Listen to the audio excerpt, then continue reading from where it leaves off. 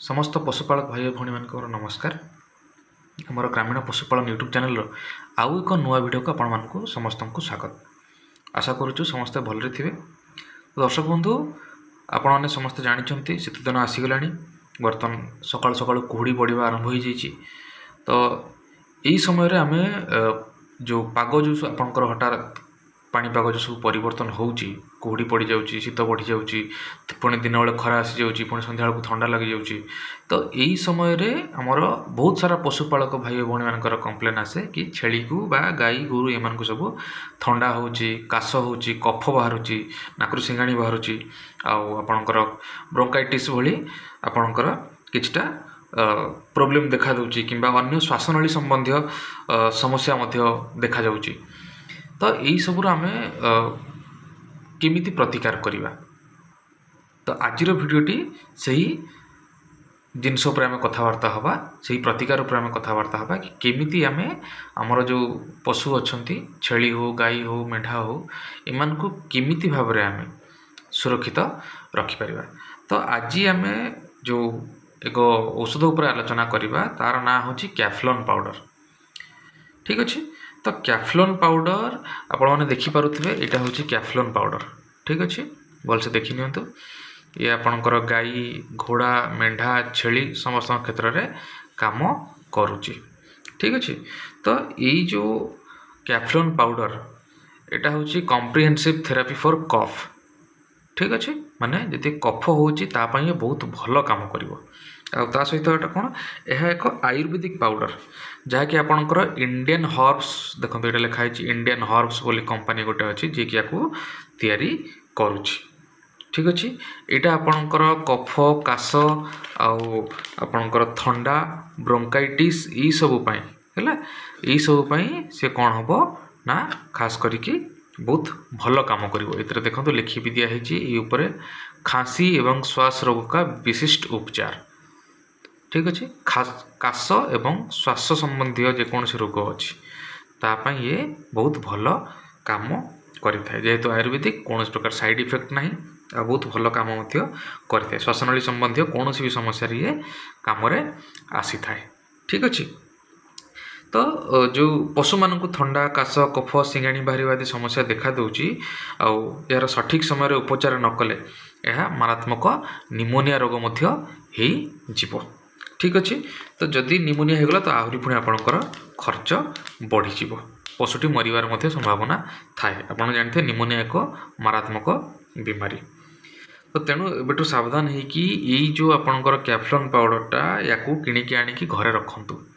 छेली को थंडा हो न हो किंबा काश हो न हो, सावधानी पाई आपण कम से कम गाई मानक पाई भी हो, महिषी मानक पाई भी, मेढा मानक पाई भी कम से कम गोटे पैकेट तो एटलिस्ट आनिकी निज घरे रखि थांतु याको। ठीक अच्छे। आपण कहि परिबे नहीं केतବେଳେ रोग माड़ी बसिबो, तेणु आपण ए पाउडरटी आनिकी आपण पाखरे रखंतु जहाँकि आपनको सहायता करिवो। ठीक अच्छे। थंडा, काश, कफ, सिंगाणी आदि किसी भी समस्या है तार उपचार आपण माने तुरंत करि परिबे। डाक्तर जब आप पाखे पहुँची पार ना भी इंजेक्शन देवाई ये करें सब इंजेक्शन देवाटा ठीक नहीं। छेली आपंकर स्ट्रेस आसीज, गाई स्ट्रेस आसीज। ठीक अच्छे। तो तेणु आम किछटा मेडिसिन एमती भी जानी कथा जोटा कि आपंकर आयुर्वेदिक मेडिसिन किंबा होमियोपैथिक मेडिसिन जोटा कि आपण पशु को बिना इंजेक्शन रे भी काम आसो, खुआईदे कौन प्रकार कि पीआईदे से गुड़ा भलसे कम लगुव। ठीक अच्छे। तो बहुत समय आम कौन करुचुना देखुचे कि पशुपालक मान पाखे किसी दुर्बल वयस्क पशु थाती। तो से माने इंजेक्शन देवाटा माने कौन आपणकर से बेसी माने कौन जो देखिए गले इंजेक्शन देले से आहरी बेसी माने तकलीफ हुए तांको। ठीक अच्छे। तो सेते कष्ट न देकरी आम ये कैफ्लॉन पाउडर जदि आम व्यवहार करें कि अन्य कौन आयुर्वेदिक मेडिसिन व्यवहार करें बीमारी तो सेटा हेल्ले आहरी भल। तो बेले बेले जमी कहती डाक्तर आपण पाखे पहुँची पार ना। ठीक अच्छे। तो से समय आपने कौन करेंगे, कौन डाक्तर को अनेक बसी थे कि सी जब कौन से कारण व्यस्त अच्छा तो आपड़ जदि अपेक्षा करेंगे तो पुणी कौन हम ना आपंकर छेली गाई गोरुंर समस्या आहरी बढ़ी जीव। तेणुक आपने कौन करेंगे, कैफ्लॉन पाउडर को रखंतु। यार दाम बेसी भी नहीं, 50 ରୁ 60 टंका भितर पड़ुची। ठीक अच्छे। तो ये रेटा लिभि जाइए। तो आपण मैंने निज पाखाआखर दुकान जाकि देखिपारे। यहाँ हूँ 100 ग्राम आपणकर अच्छी ये लिखाई देखूँ 100 ग्राम ठीक अच्छे। तो यहाँ आप किणिक आनिक निज पाखे रखु है। तो ये आपन को बहुत काम लगे।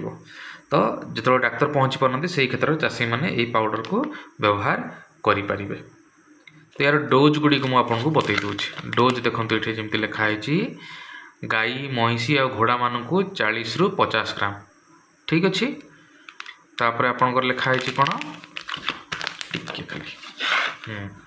तापर देखते लिखाई कौन बछड़ा बछड़ी बा घोड़े के बच्चे माने आपणकर बाछुरी किंबा घोड़ार छुआ मान को 20 ରୁ 25 ग्राम है।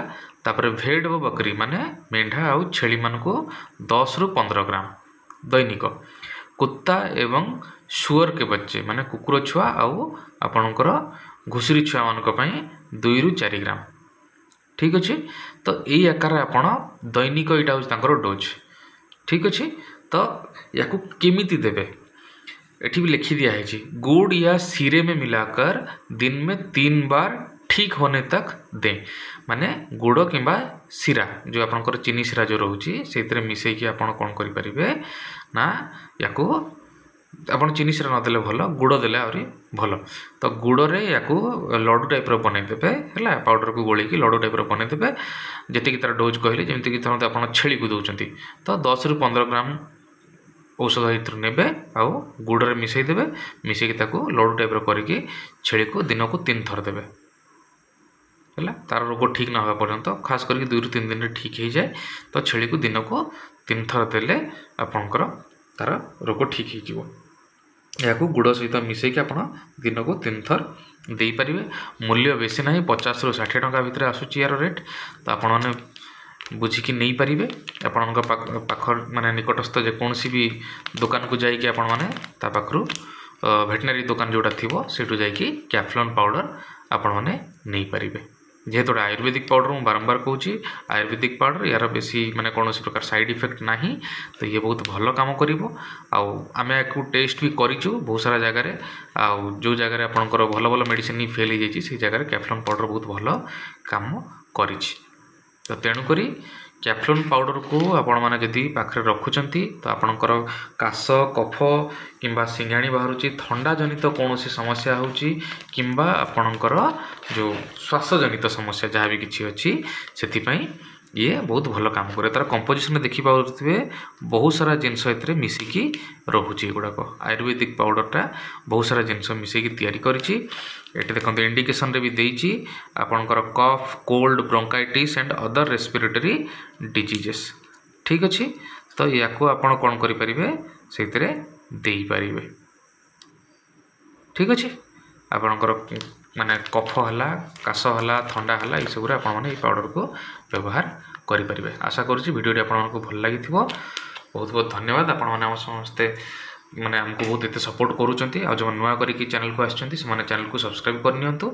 आगामी दिन में आहरी नुआ नुआ वीडियो मैंने आपन को देखै पारिबु आउ आमे जहाँ भी जानूँ आपण पाखु पहुँची पारिबु। नमस्कार धन्यवाद।